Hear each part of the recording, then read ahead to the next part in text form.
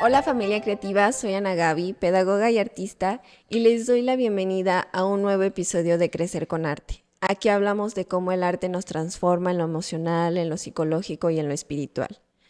Quiero darle la bienvenida a una invitada muy especial para nosotros. A veces pensamos que los museos son lugares silenciosos donde los objetos están dormidos, pero nuestra invitada de hoy nos enseña que son espacios vivos, llenos de historias que esperan ser contadas para ayudarnos a entender nuestra propia realidad. Ella es Violeta Tavizo Mondragón, historiadora, curadora con más de 20 años de trayectoria, pero sobre todo una canalizadora de historias. Desde su labor en el Instituto Nacional de Antropología e Historia y museos internacionales como el Met de Nueva York, hasta su proyecto personal Ars Liber, Violeta ha dedicado su vida a tendernos un puente hacia el pasado, para que podamos caminar con más claridad hacia nuestro presente. Hoy vamos a platicar sobre cómo la curaduría puede darnos voz, cómo el arte nos ayuda a empatizar con temas difíciles y por qué nunca es tarde para salir de nuestra zona de confort. Bienvenida, Violeta. No, mil gracias, Ana Gaby, mil gracias por este espacio. Gracias a Chuy que está detrás de cámaras y gracias a tu espacio digital por darme la oportunidad de estar aquí. Ay, un placer que nos acompañes. Me gustaría preguntarte, ¿quién era Violeta antes de encontrar el arte? Ay, pues era una chavita porque era muy adolescente, que quería ser diseñadora de modas, que le encantaba la música y que de una u otra manera siempre estaba involucrada con temas artísticos, porque sobre todo mi papá mis papás, pero en particular mi papá, pues siempre nos inculcó el tema del arte desde la escucha de la música, música clásica, que es algo que a él le gusta mucho, de que nos metían a clases digo nos porque hablo de mis hermanas y de mí, a clases de ballet. Si íbamos de viaje a Ciudad de México, que la familia de mi mamá es de allá, pues siempre era visita obligada o a donde fuéramos ir a museos. Entonces, era algo a lo que yo era muy renuente, paradójicamente. Sí, no me gustaba para nada. Y yo era esa chavita, rebelde y de alguna manera pues metida en mis temas que eran temas de moda. Y entonces, ¿cómo recuerdas ese momento en que tú dices, sí, el diseño de modas? Y el diseño de modas, al final de cuentas, pues tiene que ver con el arte, ¿no? Al final del día va completamente vinculado. Es que eso, fíjate que es algo que no recuerdo porque desde chica, es algo que siempre quise. El clásico de que juegas con las Barbies, yo no jugaba con las Barbies, a mí me gustaba estarlas vistiendo pero no jugaba realmente, sino lo que jugaba era vestirlas, acomodar, hacer como la arquitectura, el diseño del espacio, las muñecas y eso era otras muñequitas que había.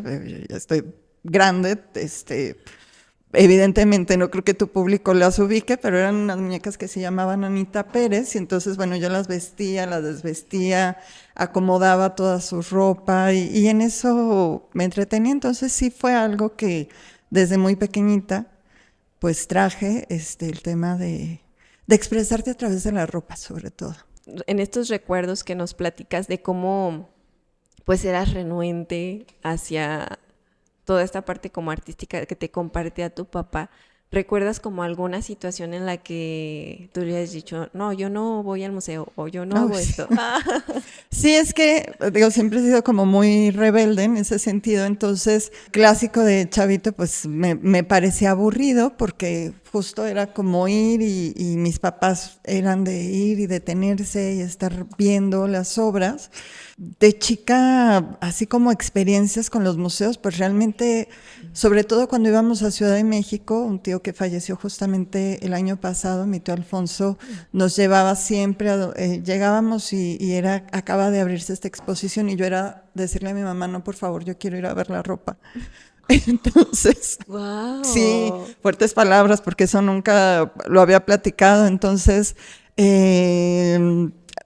con esas visitas a Ciudad de México, prefería irme a estar con una tía que ya trabajaba en todo el tema del mundo de la moda y eso, a ir con mi tío a los museos, debo de confesar. Ok, está bien. Sí, Que al final de cuentas pues te lleva al arte, que ahorita nos vas a todavía no platicar. me daba cuenta de que estaba ahí pisando talones de eso. Sí. Exactamente, exactamente. Y muy bonito que lo dijiste ahorita de expresar a través de la ropa. Sí, es que al final del día la ropa es eso, lo queremos ver y yo lo digo mucho cuando platico de eso en los cursos que damos vinculados con la historia de la moda, que no es desde ese lado frívolo que mercadotécnicamente nos han enseñado de la moda y las tendencias y el fast fashion y demás, sino que la ropa realmente también se puede convertir en una expresión y en una extensión de nuestras propias emociones.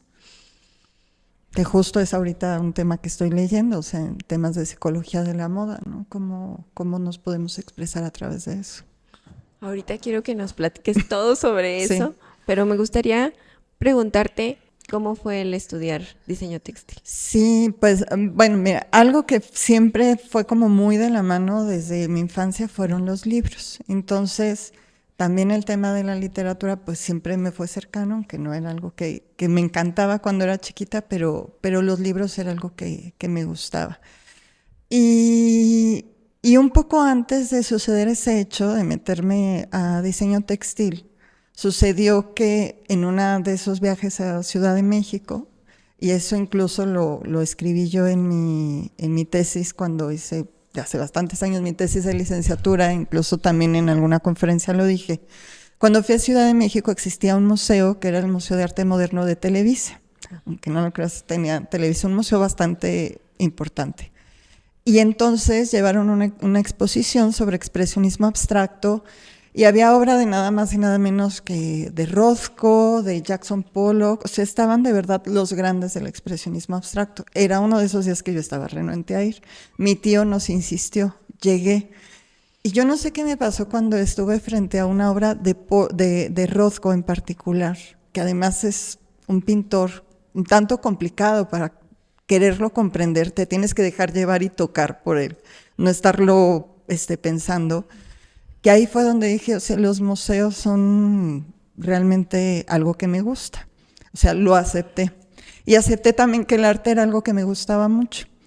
Y justo saliendo de la preparatoria, que fue, es más, yo creo que debió de haber sido en ese año, surge esta posibilidad de que en Zacatecas, yo soy de Zacatecas, se abrió un diplomado en diseño y arte textil. Y como diseño de modas estaba muy lejos de Zacatecas, mis papás no querían así como soltarme, ni estaba la economía para ello, entonces, bueno, dije, bueno, lo más cercano es diseño y arte textil. Y ahí entonces ya me involucré con el diseño, pero desde otro punto de vista, desde el punto artístico, que es muy diferente al diseño textil que se hace para telas, en una licenciatura de diseño textil. Entonces, bueno, el diseño y arte textil, que fue gracias a una maestra polaca, Adriana, nunca sé pronunciar su apellido, le diremos Adriana, me enseñó muchísimo.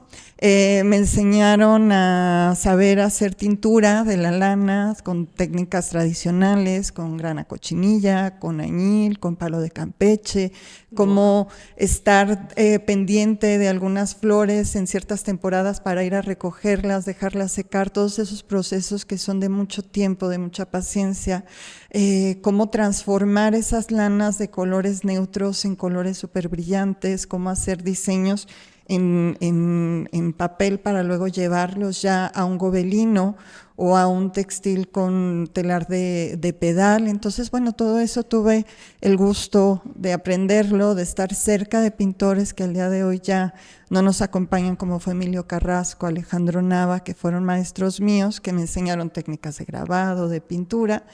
Y bueno, pues para mí fue realmente descubrir otro mundo que ya venía atrás mío desde mucho tiempo atrás, pero que no quería asomarme a verlo. ¿Qué es la ropa para ti? Pues mira, para mí siempre ha sido más que algo que nos cubra y nos proteja de las inclemencias del tiempo o simplemente de una rutina del día a día. Para mí siempre ha sido un medio de expresión. O sea, eso sí, desde chica y yo creo que de lado muy inconsciente, o sea, ha sido algo de lo que he ido concientizándolo con los años. Pero para mí la ropa sí es un medio de expresión. Creía en algún momento que era tener y tener y tener y acumular y acumular y acumular, y no, ahora lo entiendo como que sean pocas prendas, pero que sea algo que de verdad conecte conmigo, con mis emociones, con los momentos en los que estoy. Para mí es una parte fundamental de mi vida. Qué interesante eso que comentas, porque ahorita con tanto acceso a mucho tipo de ropa, Ajá. pues queremos tener como todo, ¿no? ¿Nos puedes explicar un poquito más eso que decías, como el tener poquitas prendas desde esta expresión como emocional, desde esta expresión de tu propio ser? Sí, Ana Gaby, es que a través de la ropa, y por ropa entendemos, o sea, tanto prendas, accesorios, zapatos, bolsas, todo lo que cabe en ropa. Yo lo veo como una construcción de tu propia identidad. Eso para mí ha sido fundamental desde adolescente porque ha sido mi construcción de la identidad a partir de la ropa. Y te digo que yo creía que era comprar por comprar y seguir las tendencias y obsesionarme con eso, que en algún punto fue así. Y tontamente, porque además ni siquiera tenía los recursos para estar comprando y llegaba de verdad a comprar, a poner prioritario eso en lugar de priorizar otras cosas. La madurez de los años me ha enseñado a que hay que priorizar, pero sobre todo hay que tener como ese lenguaje cercano con tus prendas y no estarte deshaciendo y deshaciendo nada más porque ya salió la nueva tendencia de, yo qué sé, la ropa con lunares negros, o si no va contigo, no va contigo, muchas cosas no van. Y creo que hay que ser, y en esta parte ya como curadora, muy selectivos en qué queremos para nuestro closet. No es tener cuartos llenos de ropa, sino un closet que sea lo selecto, lo que a ti te cobije, lo que te sirva, que sepas que te sirve cuando te sientes triste y que te lo pones y te pone contenta. Wow. Que sepas cuando hace frío que te hace sentir como arropadito, un suéter que sientes que te está abrazando por los textiles que sean, bueno, en mi caso suaves porque soy como muy sensible a las sensaciones de los textiles. Entonces creo que es como ser más consciente de lo que tienes y no nada más el comprar por comprar. ¿Hay alguna experiencia que recuerdes con alguna prenda en específico? Pues tengo mis prendas favoritas. Hay una, por ejemplo, que no me desecho de ella, que es mi vestido cuando salí de tercero de secundaria, no, de sexto de primaria. Yo vivía en ese momento en Monterrey y para mí ese vestido es la representación justamente de ese tránsito entre mi infancia y mi adolescencia, en un momento crítico en el que yo quería estar en Monterrey, mis papás tenían que regresar a Zacatecas, entonces ha sido como un vestido que me ha ido acompañando a lo largo de los años. Desde luego no me queda, sería fabuloso que me quedara, porque es súper ochentero, pero ha sido esa prenda que me ha ido acompañando. Y actualmente es otra prenda que uso siempre cuando estoy con alguien a quien quiero. La última vez que lo usé fue cuando acompañé a mi hijo a un concierto a Ciudad de México y él se fue a su concierto y yo me fui con un amigo y pasamos espectaculares esos momentos. Y entonces justo le pongo esa carga emocional, un vestido que me costó creo que 300 pesos, pero que para mí es súper importante. Qué bonito. Y también siento que es muy importante lo que dices porque a veces creemos o le damos más valor y más ahora con las redes sociales de si es de tal marca. Ay, no, eso. Sí, si cuesta tanto, o sea, lo conservo y lo tengo ahí y lo que tú nos vienes a expresar es otra cosa muy diferente, o sea, no importa ni siquiera el costo, sino más bien el significado. Ni la marca. Ajá. ¿Tú cómo ves esa parte de esta tendencia como de utilizar marcas bien carísimas y pues incluso, ¿no? Hasta hay señalamientos a las personas que a lo mejor por su por su nivel socioeconómico, pues tienen acceso a otro tipo de ropa, ¿no? ¿Tú cómo ves esa parte? Mira, yo en ese sentido soy muy respetuosa porque en algún momento fui de las personas que se obsesionaban con el tema de las marcas. Ok. Me parece, digo, si tienes los recursos, pues cómpralo. También hay cosas increíbles, unos diseños muy bonitos, pero no porque sea muy caro. Y ayer justamente veía un video de una patronista, o sea, las diseñadoras que hacen los patrones para los vestidos, que estaba justamente haciendo una revisión de un vestido, no recuerdo, creo que era, no recuerdo qué marca de estas súper carísimas era, pero ella explicaba el patronaje de ese vestido, cómo está muy mal hecho desde el lado técnico. Y entonces, o sea, quien tiene esas posibilidades o cuando tenemos esas posibilidades de comprar ropa que es muy cara, es nada más revisar que vaya de acuerdo al costo-calidad, ¿no? Costo-calidad y que sea algo que de verdad el patrón esté tan bien hecho, porque eso se supone que es lo que compras, un extraordinario patronaje que te calza muy bien la ropa. Pues que sea algo que te calce bien, o sea, te calce bien, puede ser zapato o vestido o lo que sea, y que sea de calidad, que sea una tela de muy buena calidad, porque también uno compra eso, la calidad de las telas, y sobre todo que sean, bueno, yo soy vegetariana, yo no, cero temas de comprar pieles y eso, yo si me lo regalan, bueno, lo acepto, pero yo estar gastando en eso, ¿no? Entonces también ser un poquito cuidadosos con el tema medioambiental. Pero si tienes para comprarlo, adelante. Si es tu sueño tener una bolsa, whatever, ve por eso. Si crees que eso va a estar contigo y te va a ayudar, está bien, pero no que se convierta en un elemento que si lo tienes es para tu autoestima. No sé si me da a entender con eso. Es que el hecho de traer cosas caras no quiere decir que seas más valioso como persona, ¿no? Sí. Ahorita nos platicabas cómo tú sentías como una obsesión de comprar como estas marcas. ¿Qué pasó? ¿Qué pasó? ¿Cómo cambió eso? Bueno, como directora o trabajadora de museos no tienes el sueldo para comprar. Punto número 1. Ok. Ponerte en tu realidad. Punto número 2.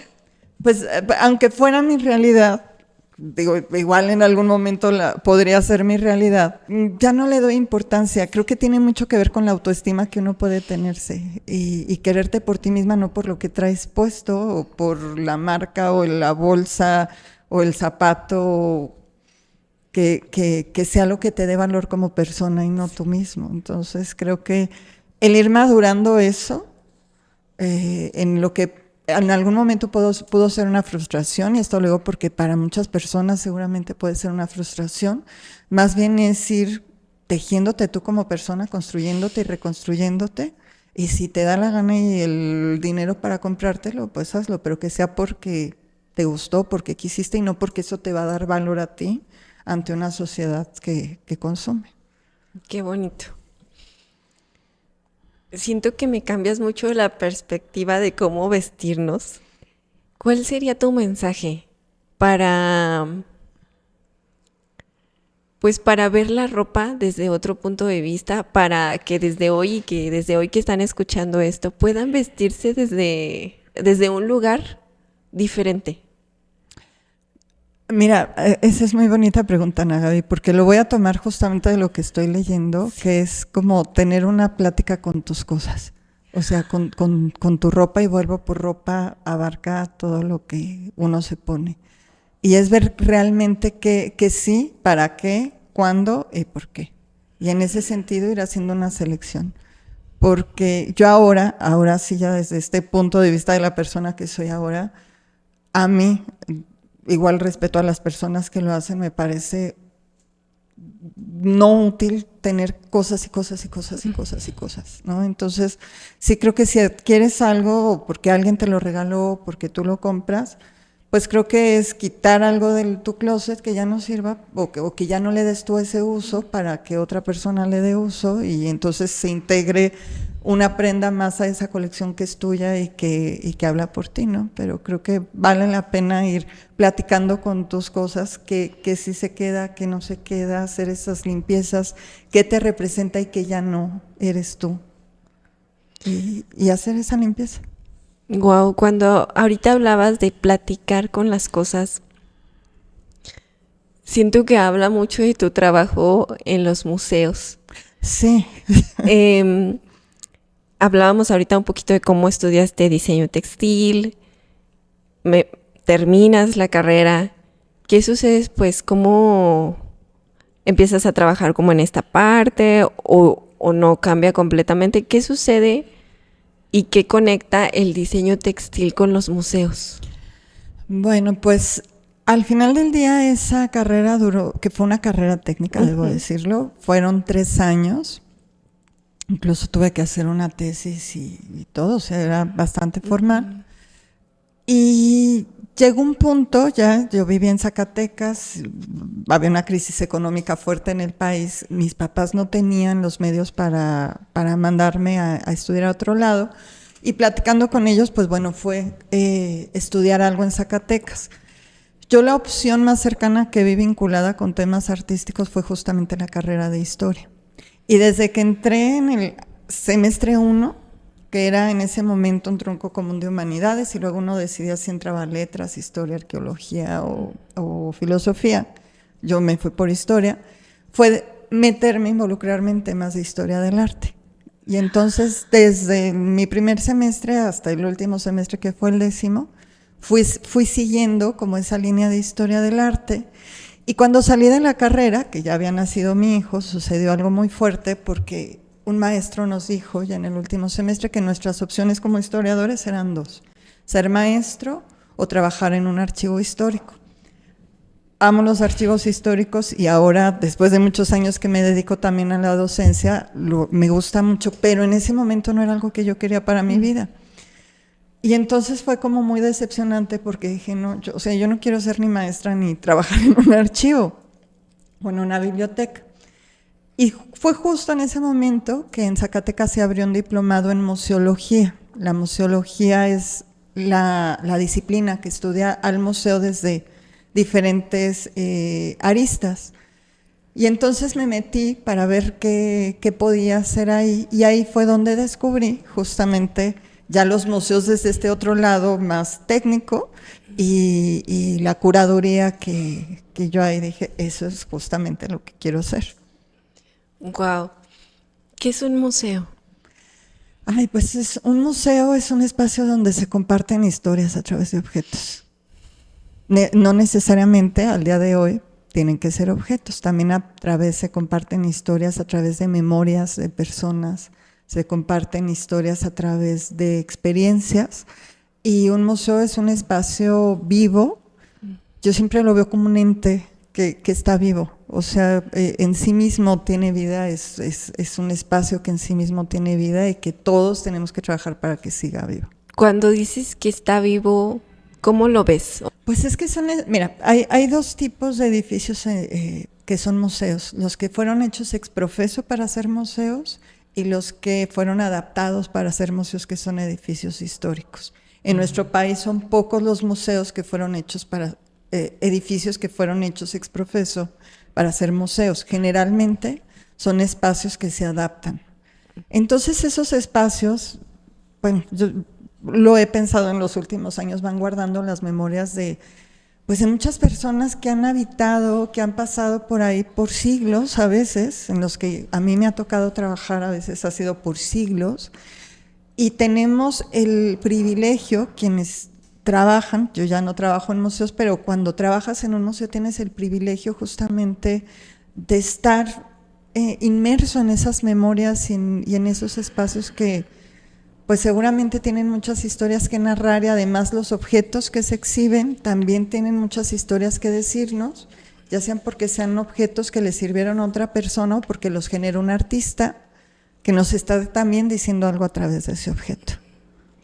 ¿Recuerdas cómo fue la primera vez que estuviste en un museo ya como, o sea, como tu parte de trabajar ahí?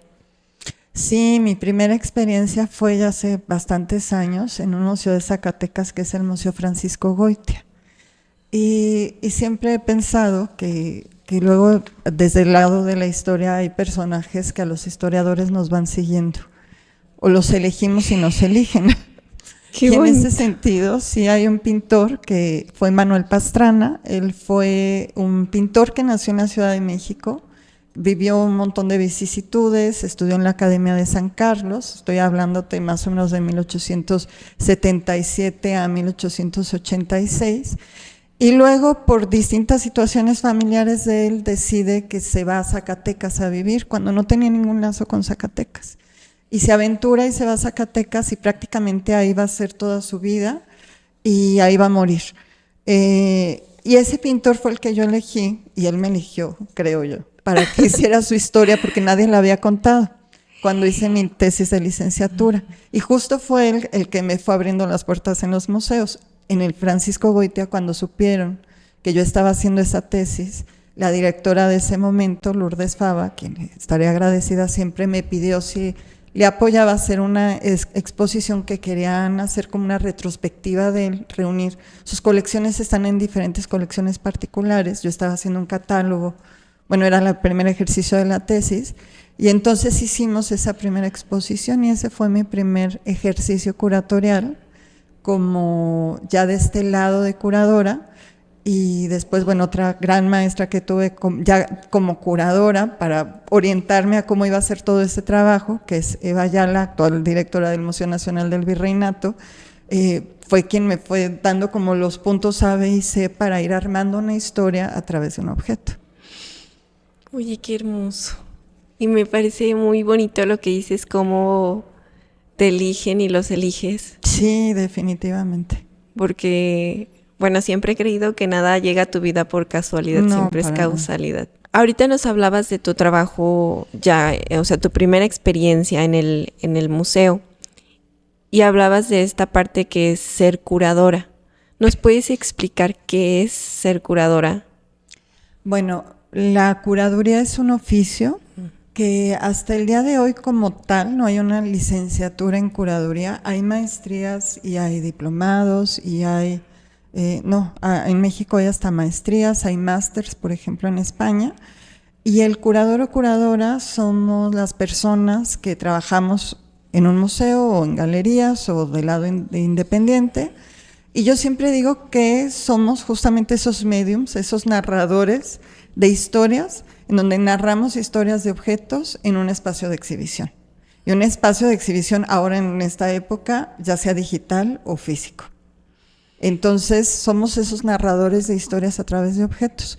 Y puede ser no necesariamente un historiador o historiadora, puede haber un paleontólogo, puede haber un astrónomo, puede haber un astrólogo, puede ser un artista plástico. O sea, la curaduría es, como cualquier oficio, una serie de metodologías para poder materializar en un espacio de exhibición una investigación. No necesariamente por ser un extraordinario investigador vas a ser un buen curador, por ejemplo. ¿Cómo se puede definir un buen curador?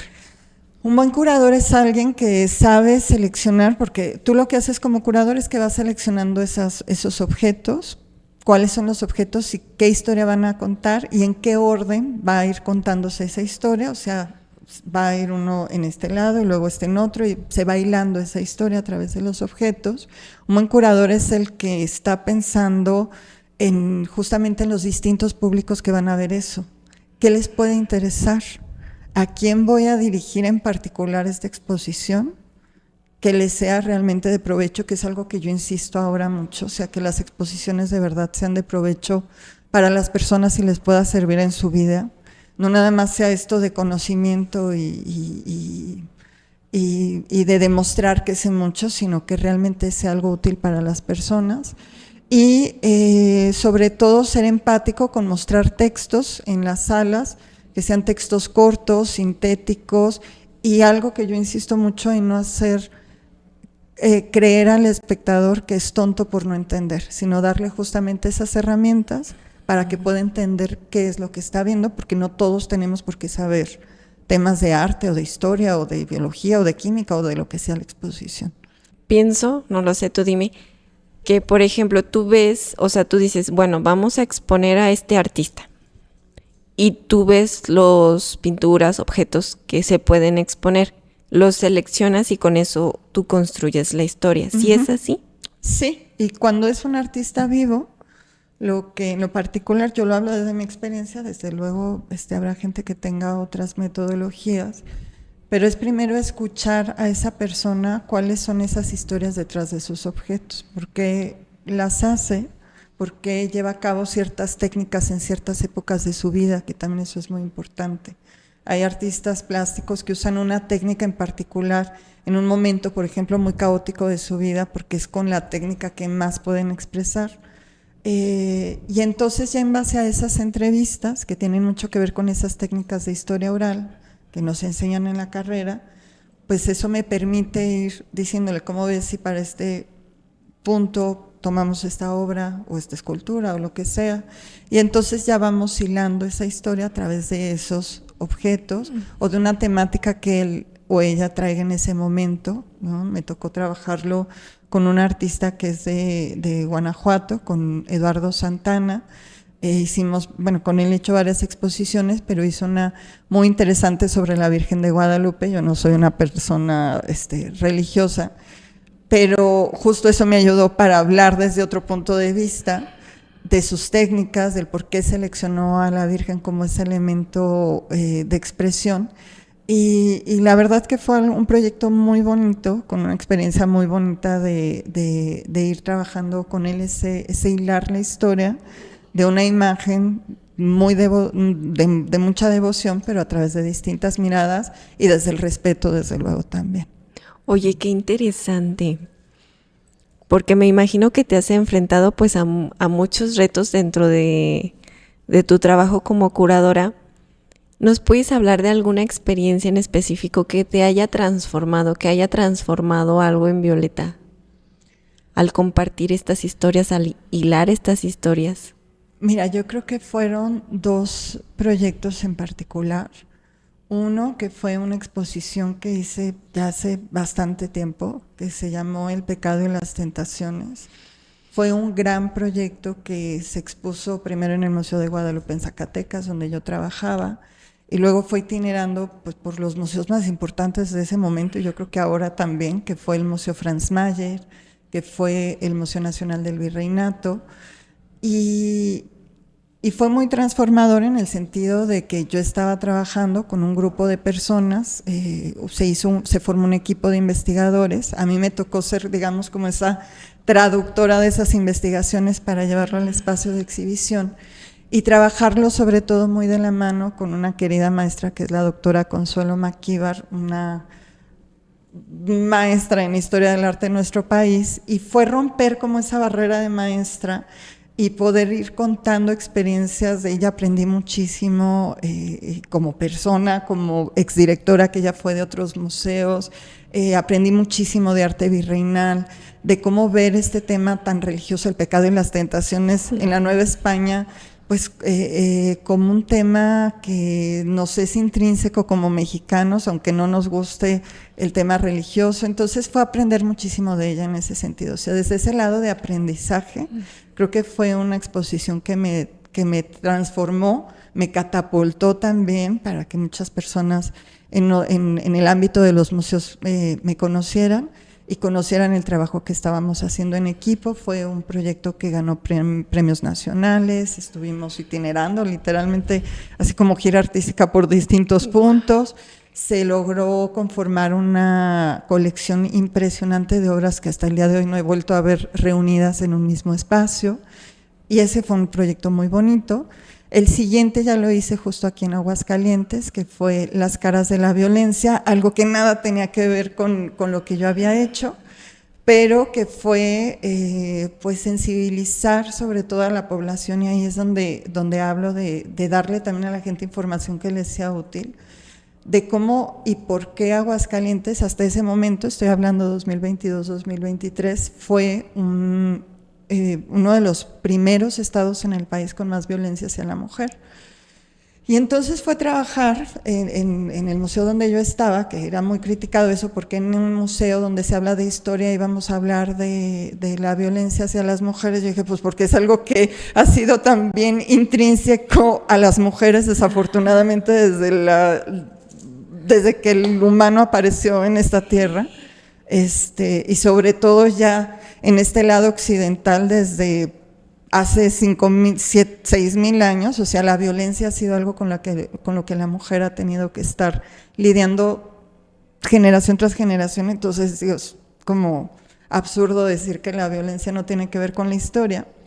Y fue a través del generoso trabajo de Olga, una muy extraordinaria fotógrafa que no es de Aguascalientes, ella es de Aguascalientes, hija adoptiva de Aguascalientes.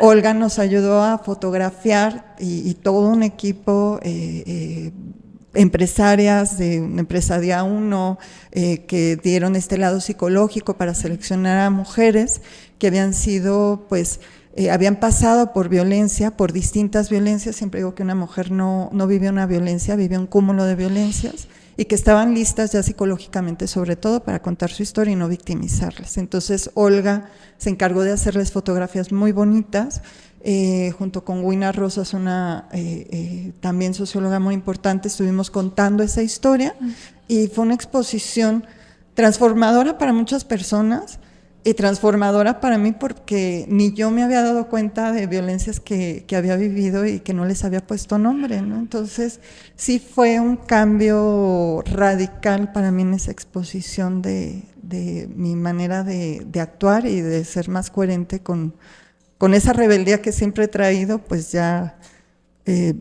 traerla ya al mundo real, y no por quedar bien quedarme callada.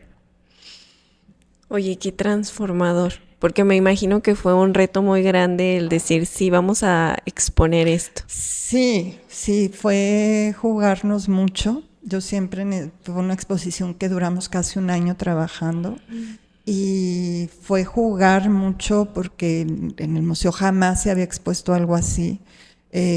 No son discursos tradicionales que se trabajen en el INA, en el Instituto Nacional de Antropología e Historia. Entonces era romper como con esos paradigmas, y mucho menos desde el lado de un museo local. Y bueno, pues lo logramos, demostramos que era muy exitoso, y sobre todo, más que exitoso, que eso fue lo menos importante, la transformación, sobre todo en esos visitantes del día a día, de muchas experiencias que estuve escuchando, y que realmente ahí es donde dices, todo lo que trabajamos de verdad vale la pena, cuando ves a las personas o sea, es una la que entra y es otra la que sale. Justo eso te quería preguntar, porque a veces tal vez nos sentimos como un poco, pues a lo mejor lejanos a los museos, como hasta cierto punto fríos. ¿Cómo podemos acercar a estas personas que tienen a lo mejor esta opinión acerca de los museos, que vas a ver como cosas como muy solemnes, cosas muy antiguas, pero que no conectan con mi realidad?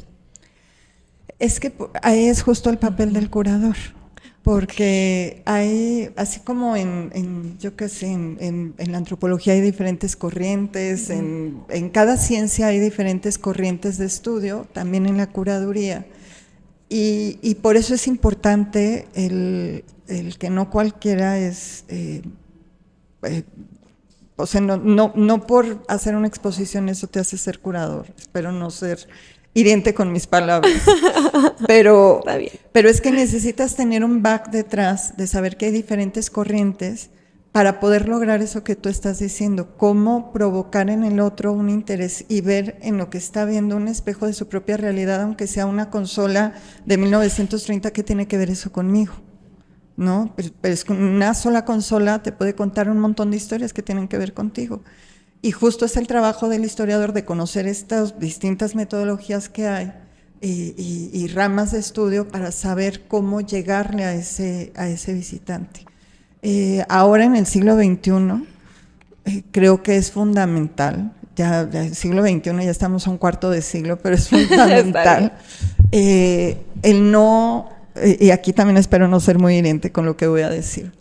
Se hacen muchas exposiciones porque la institución lo impone, y aunque la institución lo impone no importa, lo puedes transformar, o porque quieres presumir tu investigación y ponerla en un espacio de exhibición y perdón, a nadie le importa, ¿no? Y entonces es cuando no creas esos vínculos. Entonces, pues es el oficio, o sea, es ir trabajándolo con experiencias, observando cómo están los visitantes, si nada más entran, ven y se van y no les importó nada y no se quedan con nada, que siempre van a existir esos. Yo siempre hablo del visitante ideal y trabajo para ese visitante ideal, que se detenga, que lea, que lo haga, que se lleve algo, un mensaje con eso. Pero pues es que se necesita ir siendo constante en el oficio de la curaduría y no creer que por ser el mejor investigador o el mejor lo que sea, puedes hacer una exposición exitosa. Qué bueno que lo dices. Yo te agradezco mucho que lo digas, porque mi interés siempre ha sido pues que las personas se acerquen al arte. Entonces creo que cambiar esta perspectiva de cómo los curadores, como los que están atrás de contar esas historias, puedan mostrarnos los objetos, mostrarnos las historias desde un punto que nos, como tú lo decías, que nos dé utilidad a nuestra vida y que conecte con nuestra vida y que nos enseñe algo, que nos deje algo útil. Ajá, exacto, porque como tú dices, pues sí hay muchas cosas bellas, hay muchas cosas que valorar de la historia, pero al final de cuentas la historia es para que nosotros aprendamos de ella.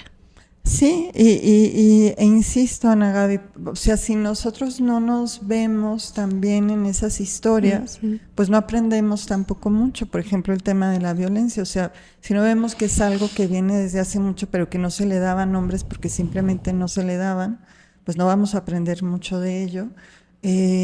Hay ya distintos museos en el mundo que están haciendo exposiciones que son muy transformadoras.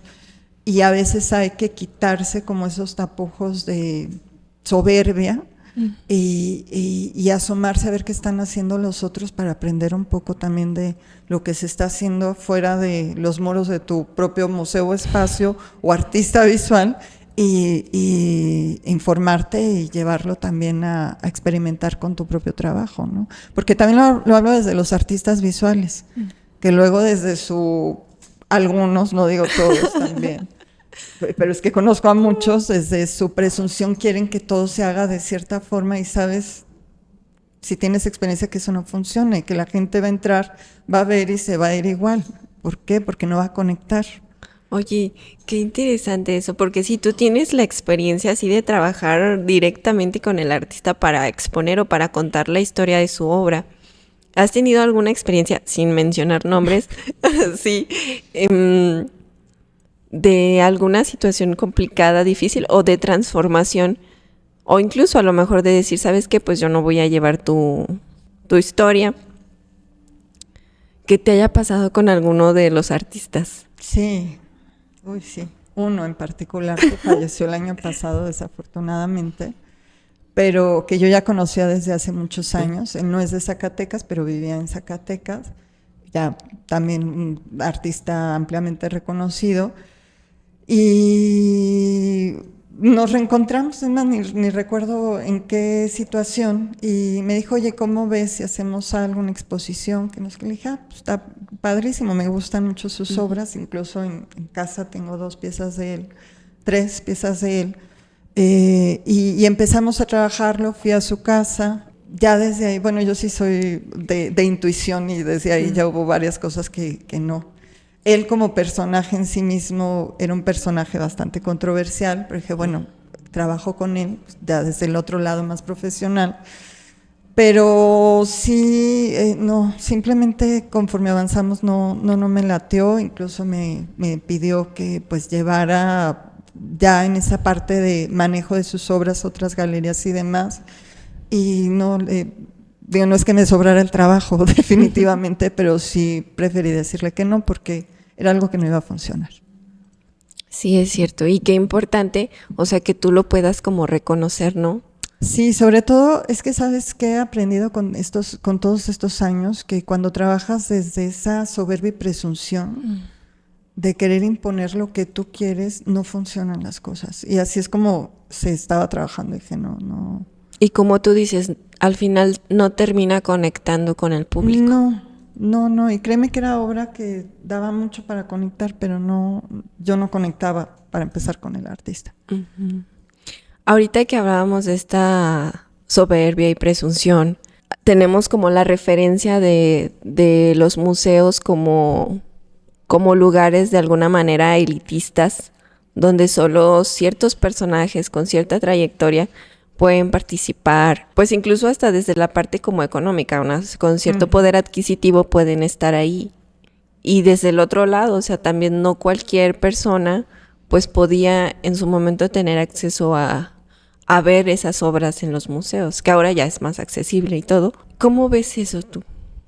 Fíjate que sí, desafortunadamente, a pesar de toda la labor que desde las instituciones se ha hecho, hay mucha gente que sigue creyendo que el museo es un lugar elitista y a veces el museo también no hace mucho para transformar esa idea, desafortunadamente. Y se hacen cosas que son elitistas no porque la persona no puede entrar por temas de dinero, a veces son cosas gratuitas, pero simplemente es porque no te importa, o sea, que ¿para qué quieres ir a ver eso? O sea, no te va a dejar nada o simplemente tienes otros problemas en la vida y en tu día a día que ir a un museo a ver eso. Entonces justo es la labor de quienes trabajan en el museo, jalar a esas personas que lo ven como algo no secundario, sino de relleno en su vida. Es más, hay gente que nunca ha ido a un museo, que eso es algo que yo no puedo creer todavía. Pero también lo entiendo, porque si no forma parte de tu cotidianidad, si estás inmerso en un montón de problemas, no te das cuenta que a veces el museo, como yo siempre decía cuando trabajaba ahí, son espacios, son como oasis, en donde puedes desconectarte un ratito de tu día a día. Incluso en muchos museos ni el ruido de la calle te contamina, y conectar con lo que estás viendo y conectar con ese edificio y conectar con el espacio. Pero es que es toda una labor de un equipo para lograr ese ambiente y que la gente pueda entrar, y a veces no necesariamente es con una exposición. Por eso en el museo se tienen que hacer distintas labores multidisciplinarias, como una noche de museos, como romper paradigmas para que públicos que nunca vayan. Mi primer jefe, cuando yo llegué aquí, me dijo: tu reto es que no vayan los de siempre a las exposiciones. No quiero ver ya los de siempre en las inauguraciones. Y dije, ok, va. Creo que el arquitecto Castanedo, que falleció ya hace algunos años, con gusto puedo decir que logré ese reto. Pero es que ese es el reto, o sea, no estar en tu estado de confort como trabajador de museo y siempre van a ir tu mismo tipo de público, sino romper los paradigmas para que ese elitismo, y no elitismo solamente en temas económicos, sino que solo van ciertos académicos, solo van ciertas personas, los amigos del artista, pero no van los demás. Entonces es ir tejiendo y conocer a tus públicos y a esos públicos que todavía no conoces, pero romper los paradigmas para atraerlos.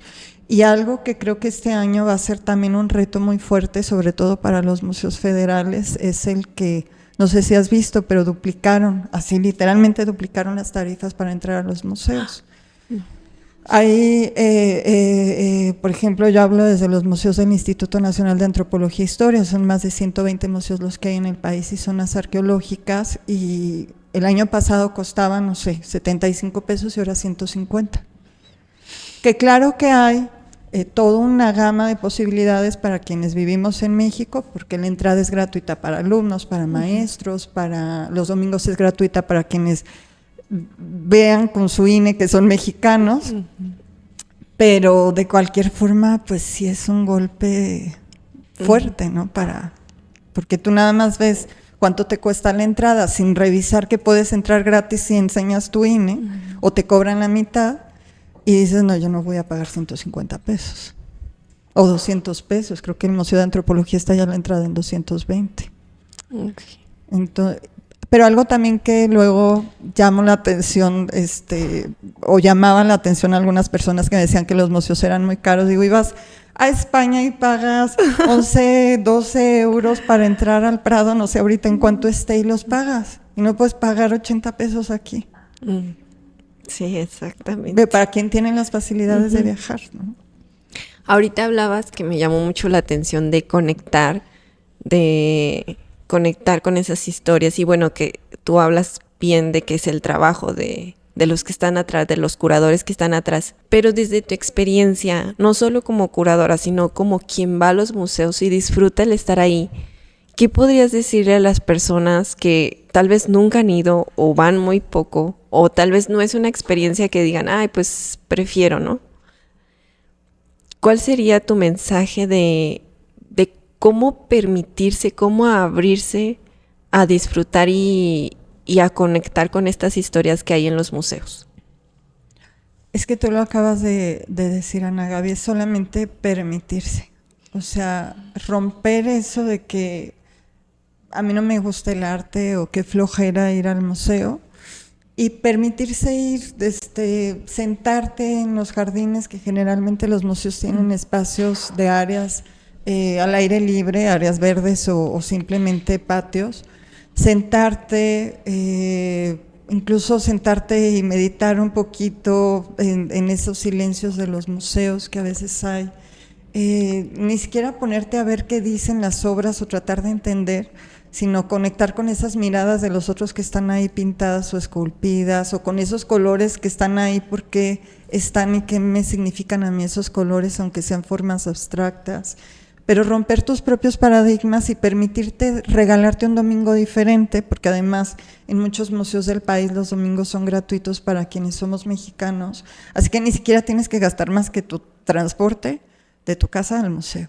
Entonces es dejarte de cuentos de que si nada más vas a tomarte la selfie para Instagram o el video para TikTok, sino realmente conectar con lo que habita ahí en ese espacio, ¿no? En el museo, y tener un fin de semana diferente, platicar. Siempre digo, nos dan que platicar los museos, nos dan puntos de conversación diferentes. Entonces, si quieres platicar algo diferente a tus amigos, a tu pareja, a tu hijo, a tu hija, a tu lo que sea, ve a un museo y platicas algo diferente que el día a día que ahoga. Qué bonito. Y quisiera preguntarte, ¿cuál sería un museo ideal para Violeta? Ay, para mí, híjole, yo creo que un museo ideal para mí y que de verdad cuando tengan la posibilidad no se lo pueden perder es el Museo de Memoria y Tolerancia en la Ciudad de México.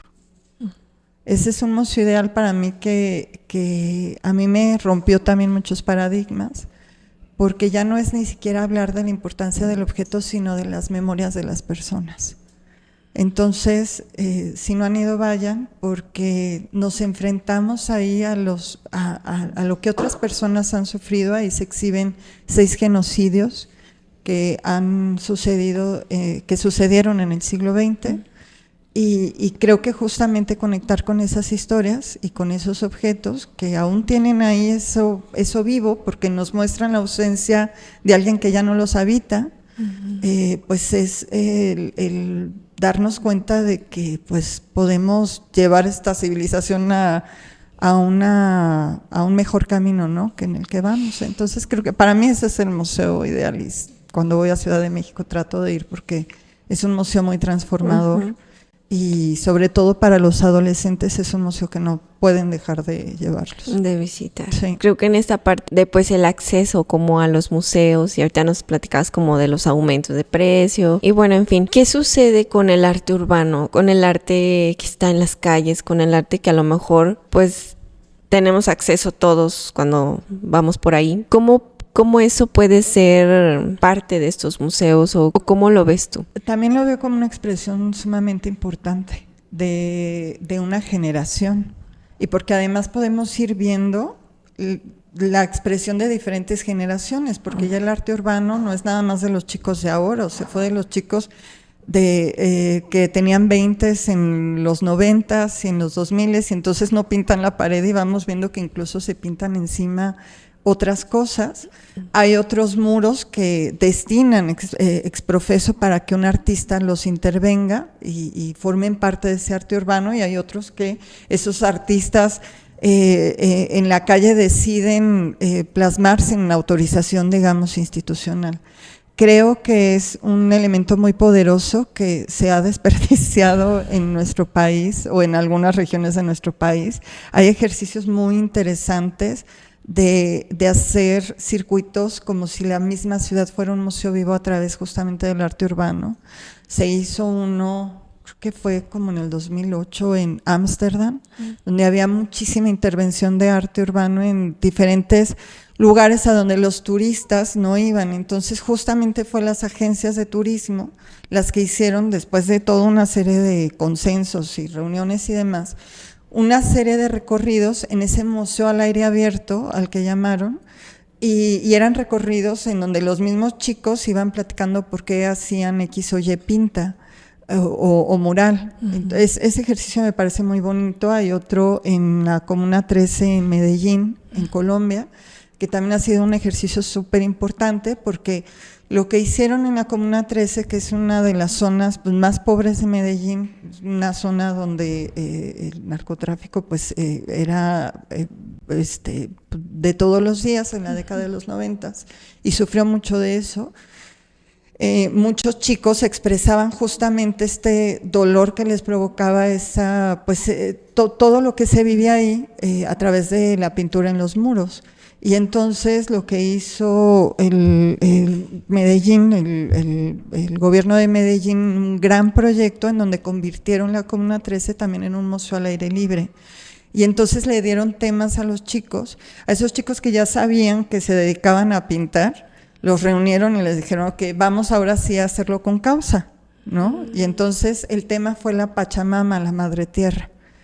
Y tú vas a la Comuna 13 y ves un montón de murales dedicados justamente a la Pachamama y cada quien se expresa diferente y lo expresa diferente, pero es súper bonito porque además ves a los chicos que están ahí explicándote, incluso algunos de ellos, vendiendo sus dibujos y demás, y es como darle justo ese sentido a las cosas. Entonces, creo que es un elemento urbano súper importante que de pronto se desperdicia.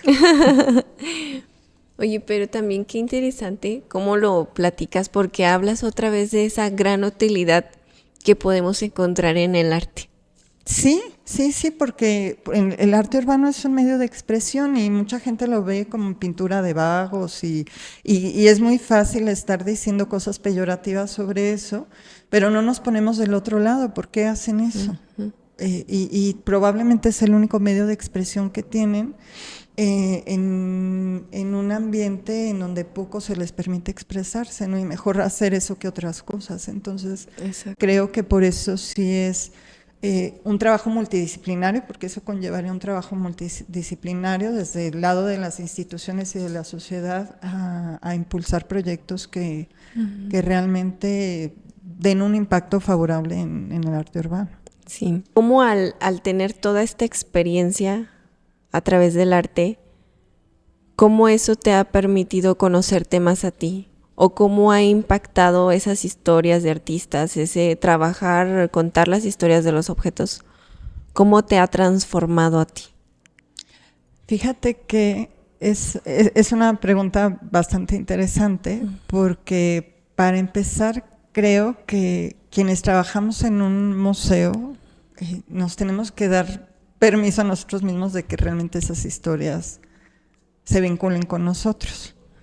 Porque puedes trabajarlo desde un lado muy frío, en donde los ves así como si fueran pacientes y vas sacando uno y vas sacando otro y vas sacando otro y es el proyecto tal que hay que cumplir en el trimestre fulanito de tal, buscar presupuesto porque igual no hay y ya lo cumples, palomita, ya se realizó el indicador, bye. Ese puede ser una opción. La otra es, sí tomar en consideración eso, porque si trabajas en una institución lo tienes que tomar, pero permitirte formar parte de esas historias y dejar un pedacito de ti en esas historias, que es lo que yo he hecho ya en los últimos años que he ido trabajando. A veces son temas que no que me impongan, sino que me dicen, ¿sabes qué? Hay que hacer una exposición de X cosa y dices, bueno, no tengo mucha idea de eso, pero lo investigo, me acerco con los especialistas y demás. Pero si me voy conociendo yo poco a poco qué es lo que a mí me interesa, voy dejando ese pedacito de mí en todas esas exposiciones. Y esas exposiciones también, te digo, a veces los personajes no se eligen tan bien. Y hay temas también que nos eligen y que por más que uno quiera soltar, luego regresas y regresas. Entonces creo que es permitirte verlo como un ente vivo. No sé, es que ya al día de hoy yo veo las cosas como cosas, como bien tú decías, no llegan por coincidencia, sino que te llegan porque algo tienes tú que aprender de esos temas también. ¿Hay alguna historia en particular de algún artista con el que hayas tenido la oportunidad de trabajar, que hayas visto que el arte lo haya transformado? Fíjate que regresando justamente a este querido amigo a Eduardo Santana, yo creo que ha sido su historia, porque él se acercó a mí hace ya muchos años, tenemos muchos años de amistad, pero hace muchos años se acercó a mí porque alguien le había dicho que le podía ayudar a hacer una exposición y era su primera exposición. Y él aprendió a dibujar y a pintar porque su mamá era la única maestra de pintura en un municipio de Zacatecas que es Guadalupe. Y entonces ya llevaba ella varias generaciones enseñando a mujeres principalmente a pintar, y él iba siguiendo como esa herencia de su madre, que también a él lo había enseñado. Y él me platicaba, es que yo no quiero trabajar en gobierno, porque en el municipio, es que no es lo mío, o sea, ese trabajo no es lo mío. Y a mí me dio mucho gusto en algún punto acompañarlo a que fuera como desarrollando y abriendo justamente su arte a otras técnicas, ir más allá del óleo, ir más allá de la acuarela, en la que es extraordinario, y aventurarse a hacer otras cosas como la instalación, por ejemplo.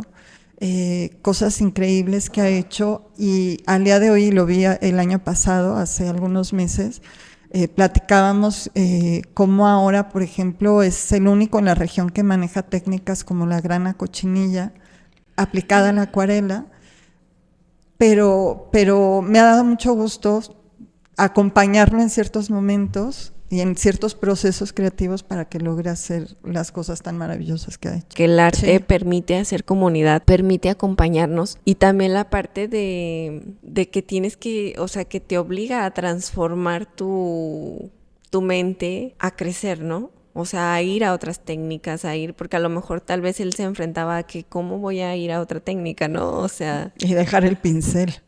Ajá, exactamente, y entonces se obligó, y ahora todo eso le ha reconocido pues en su carrera. ¿Qué ha sido para Violeta contar historias?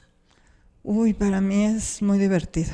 ¿Sí? Es algo que me divierte, que me entretiene, que disfruto mucho el poder ser portador o medium de contar las historias de los otros o de las otras cosas, o darle voz a personas que igual no tuvieron la oportunidad de tener esa voz, o objetos que de pronto no han sido muy bien entendidos en la historia, y entonces tengo la oportunidad de poderles dar esa voz también a objetos o espacios, incluso edificios. Entonces, para mí es contar historias, es lo más divertido que puede haber, ser contadora de historias. De historias.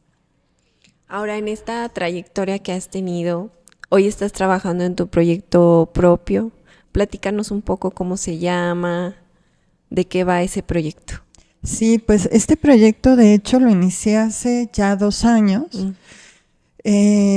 con la intención de tener algo, además de diversificarme, además del trabajo que tenía, de poder tener otra opción, sobre todo de poder narrar muchas historias que en el espacio donde estaba pues no podía, no porque no pudiera, sino porque no había los cuadros o las obras que me permitieran contar otras historias. Entonces, el estar platicando justamente con personas que nada tienen que ver con arte y poderles acercar el arte, que se den cuenta de lo interesantísimo que es enterarse de la vida de los artistas, de lo que hay detrás de un cuadro que a veces hemos visto por décadas, que ya, no sé, es algo, por ejemplo, la Mona Lisa, o yo qué sé, la Capilla Sixtina, ver espacios que consideramos así como grandes obras de arte, porque ya forman parte de esa gran cadena de la historia del arte, pero no sabes por qué, o sea, por qué eso es tan importante. Entonces,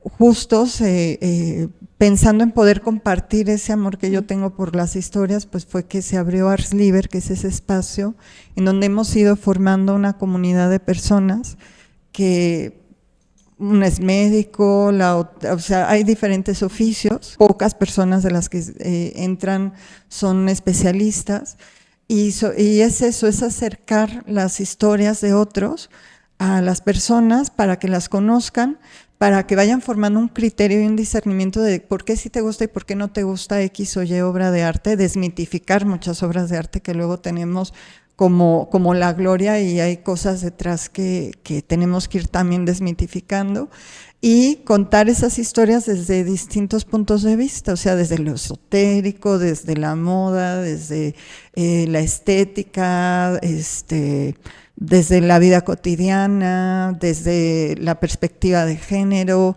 Entonces, bueno, Ars Liber es esa gran comunidad en la que estoy trabajando todos los días, y pues damos cursos tanto presenciales como en línea, y además trato mucho de compartir también en redes sociales toda esa información que de pronto pues no vas a encontrar en otro lado.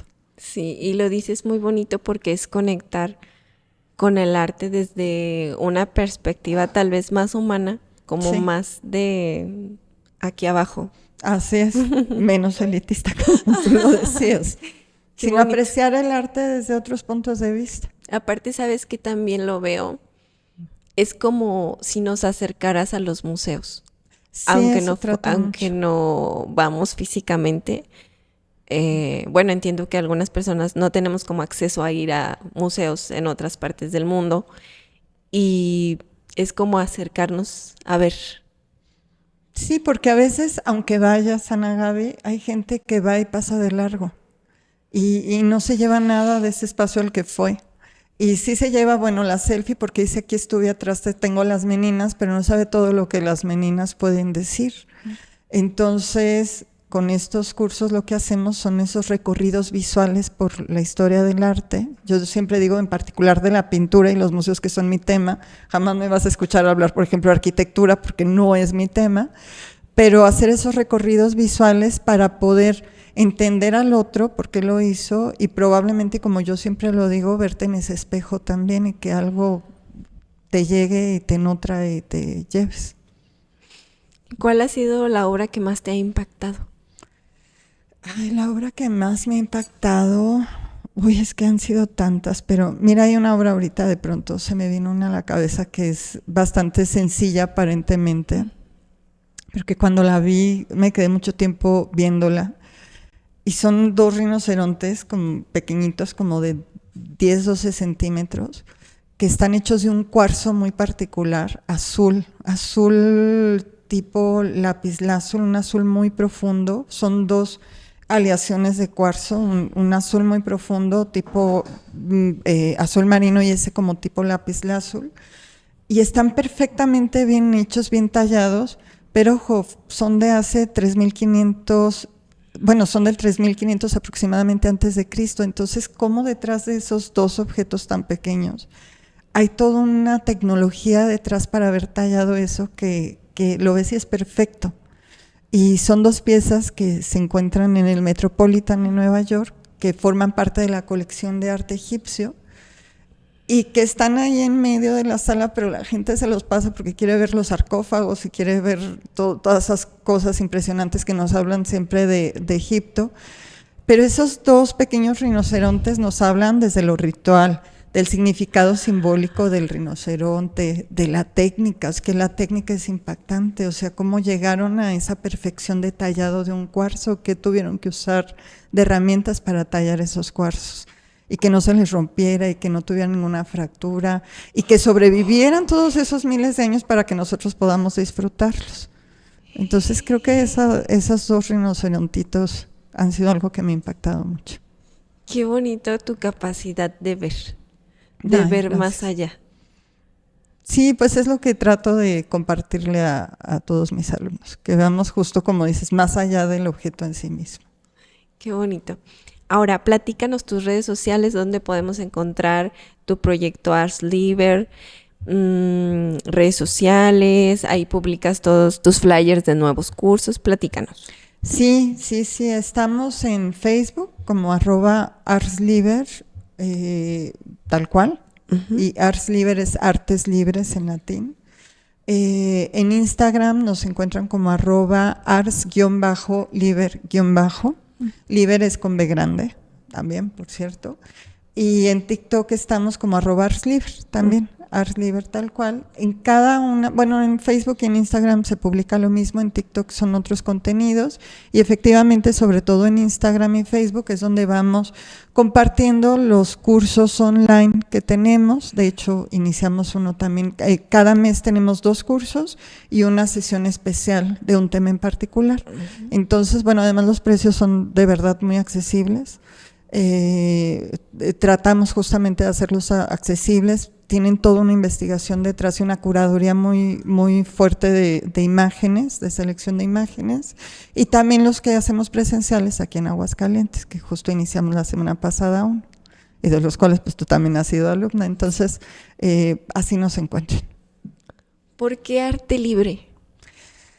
Porque las artes libres fue un concepto que surgió en el siglo XVIII, en la época de la Ilustración, cuando se hizo esta gran división entre los gremios, que eran, haz de cuenta que los gremios eran los grupos de trabajadores, artesanos, que hacía desde el zapatero hasta el pintor, formaban parte de los gremios, o sea, eran artesanos, los artistas eran considerados artesanos, eran considerados artesanos igual que un zapatero, igual que un peletero, igual que el oficio que se te ocurra. Y entonces en la época de la Ilustración hay un movimiento muy importante, bueno, desde un poco antes, en el siglo XVII, en donde los artistas dicen, nosotros hacemos otras cosas donde el intelecto tiene mucho que ver, o sea, creamos cosas que no existen. Y entonces le llaman las artes libres, que va a ser la arquitectura, la literatura, la pintura, la escultura. Y así se irán sumando otras artes, y está en latín ars liber, porque, bueno, así es como se concibió y porque además es un homenaje también a mi padre, que me decía que mujer que habla latín no tiene esposo ni buen fin, porque yo empezaba a estudiar latín, entonces dije, bueno, lo pongo en latín.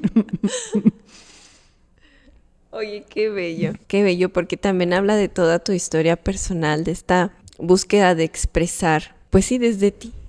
Sí, sí, sí, sí, ese sí ha sido como mi segundo hijito. Ay, qué bello, Sí. qué bello. ¿Cómo ha sido para ti crecer con arte? Híjole, es bien transformador. O sea, de verdad es algo que les recomiendo a quienes son padres, que procuren que sus hijos crezcan, si no rodeados y cercanos al arte. Tratar de comprar algo, aunque sea muy sencillo, algún artista plástico, y tenerlo en su casa.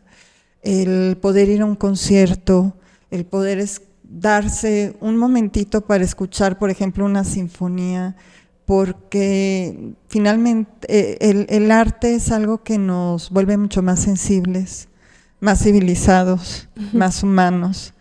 Y creo que es, ahora que justamente estamos dando un curso de arte rupestre, lo que hace la gran diferencia del humano antes de poderse expresar. O sea, cuando el humano comenzó a expresarse a través del arte, comenzó a narrar sus historias, y son todos esos artistas que vemos en las cuevas rupestres de Altamira, de Cueva de Hornos en España, fueron los primeros artistas visuales, y a través del arte expresaron lo que se estaba viviendo en esa comunidad en ese momento. Entonces, honremos a nuestros antepasados siguiendo, o más bien viviendo inmersos en el arte. Pero si lo vivían hace 30,000 años, ¿por qué nosotros vamos a dejar de hacerlo? En tu historia veo esta parte de cómo salir de la zona de confort, como nunca quedarte ahí.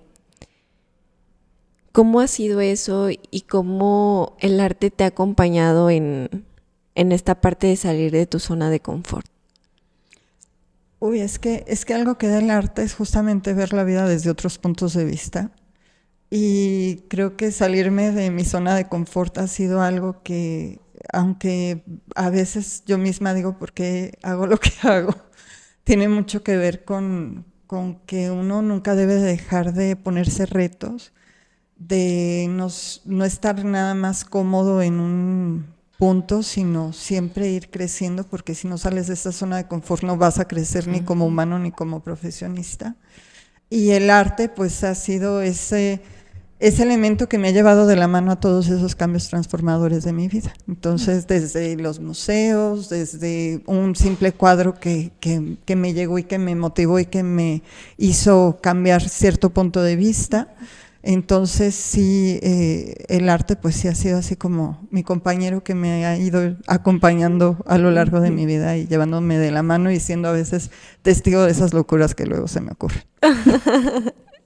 Oye, y sí, desde que le hacías ropita a tus muñequitas, Sí. desde que las vestías. En estas experiencias que dices que el arte te ha acompañado, ¿hay alguna que nos pudieras compartir de cómo el arte transformó tu vida? Ay, pues es que, mira, yo creo que ha sido ya en estos últimos años, a través de Arts Liber, el darme cuenta que igual no necesariamente podía estar solamente trabajando en una institución, sino contando historias desde otros lados. Entonces, pues ha sido salir, o sea, el arte me impulsó y también mi carácter a salir y distintas situaciones, a salir de esa zona de confort de muchos años y poder permitirme el darme cuenta que tengo la capacidad, porque eso también fue algo que no quería aceptar, pero tengo la capacidad de poder transmitir con esa pasión que yo siento a los otros, esas historias que voy contando cada tarde ahí desde el comedor de mi casa a muchos que me están escuchando online. Entonces, bueno, creo que ha sido mi gran compañero estos últimos meses de mi vida, que de pronto han sido así como montaña rusa, pero que cuando me siento y me pongo a estudiar y a leer y a ver que pues muchos artistas han tenido problemas tan tremendos y hacen cosas tan maravillosas que realmente pues si te permites te transforma. Qué bonito que lo dices, porque tienes toda la razón cuando dices que al ver las historias de otros te das cuenta que han pasado situaciones difíciles y que cuando nosotros nos enfrentamos a una cuestión difícil, si ellos pudieron, también nosotros. Exacto, exacto. Justo lo que acabas de decir es lo que yo cuento cuando hablo sobre todo de mujeres. Y en particular, por ejemplo, y eso que tú dices de si ella pudo, nosotros podemos, cuando hablo, por ejemplo, de Tina Modotti, o cuando hablo de Camille Claudel, que tuvo una vida tremenda, de la propia Artemisia Gentileschi, que de hecho así cerré en uno de los cursos a los que tú asististe, en otra etapa, yo les contaba, o sea, si Artemisia pudo, ¿por qué tú no vas a poder? O sea, en su tiempo, con todo lo que le tocó romper, con todo lo que le tocó vivir, y no se puso en ese plan de víctima, sino todo lo contrario. Con toda esa fuerza y rompiendo paradigmas, lo logró. Nosotros podemos hacer también muchísimas cosas, ¿no? Entonces es vernos en esos espejos para también no caer en esos victimismos que luego por estar en esa zona de confort caemos. Es más fácil sentirse víctima que transformar tu vida. Y bueno, vemos como muchos artistas realmente el arte fue lo que los sacó adelante, ¿no? Como el propio Van Gogh, o sea, si no hubiera utilizado la pintura como un medio de expresión, seguramente hubiera sido un hombre que hubiera terminado mucho antes con su vida. En esta nueva etapa que dices ya con tu proyecto propio y esta posibilidad que te da de poder contar historias, ¿qué historia quieres tejer? ¿Qué historia quiere tejer Violeta hoy? Ay, pues no sabría decirte con toda certeza, pero sería una historia en la que los otros también pudieran verse, sanar y en comunidad que pudiéramos crecer. Sobre todo es hacer historias que en comunidad podamos utilizar para mejorar nosotros también, o para ver ahí cosas que estamos haciendo y que no van muy bien. Ya sea desde instituciones, si vuelvo a trabajar en una institución, desde Arts Liber o desde donde esté, siempre será el tejer historias que a mí me sumen y que a los otros también procurar que les sumen, no nada más trabajarlo desde lo que a mí me interese, sino sobre todo lo que a los otros les pueda ser de utilidad. Ya para finalizar, me gustaría preguntarte, ¿qué mensaje te gustaría que las personas se lleven de conocer tu historia, de conocer toda tu trayectoria? Pues me gustaría que las personas vean en mí el ejemplo de una persona que pues casi a sus 50 sigue rompiendo sus propios paradigmas, reconstruyéndose una y otra vez y reformulándose una y otra vez. Y me gustaría que a partir de mi propia historia pues puedan ir revisando y espero haberles sembrado la semillita de la curiosidad para abrir algún libro de historia del arte, abrir algo en alguna red social, interesarse por algo de arte que pueda despertar en todos ustedes pues algún sentimiento, alguna emoción, ya sea para bien o para mal, pero que despierte algo que los haga sentir. Eso espero que vean en mi historia, que el arte finalmente, como tú bien dices, transforma, como dice mi querida Mari Carmen Romo, el arte sana, y en el arte pueden encontrar ese refugio que a veces no tenemos muchas veces, y el arte puede ser ese refugio que tanto anhelamos. Muchas gracias por estar gracias aquí, a ti, muchas gracias Ana por Gaby. aceptar y por compartirnos tu historia de cómo el arte te ha ido transformando y te ha permitido liberarte y ser quien quieres ser. Sí, exactamente, sí. A veces a pesar mío, pero reconocer cuál es mi camino en la vida y sí, salir, romper con esos paradigmas que luego y esas creencias que luego nos meten en la cabeza. Entonces, el arte te ayuda a ser más crítico y a tener un criterio y a formarte un criterio de las cosas. Muchas gracias. Muchísimas gracias. No, gracias a de ti, verdad por estar aquí. a tu audiencia, y gracias por esta experiencia también. Oh, muchas gracias. ¿Quieres compartirnos algo más? No, pues nada más, espero, como siempre digo, y lo he dicho muchos años, sembrarles esa semillita del arte en su curiosidad y vayan a ver algo. Ahora sí que no hay pretexto de que no hay museos, de que no hay libros, de que abren su computadora y pueden buscar lo que se les venga primero a la mente y van a entender ahí cosas muy interesantes. Muchas gracias. Gracias.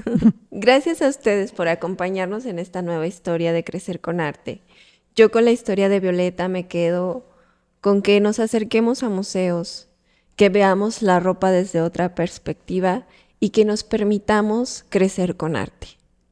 Gracias por estar aquí nuevamente. Los invito a que nos sigan en redes sociales y estén pendientes de los nuevos episodios que estaremos subiendo. Y como siempre, mi deseo para ustedes es que así como a nosotras, el arte los encuentre y los sane.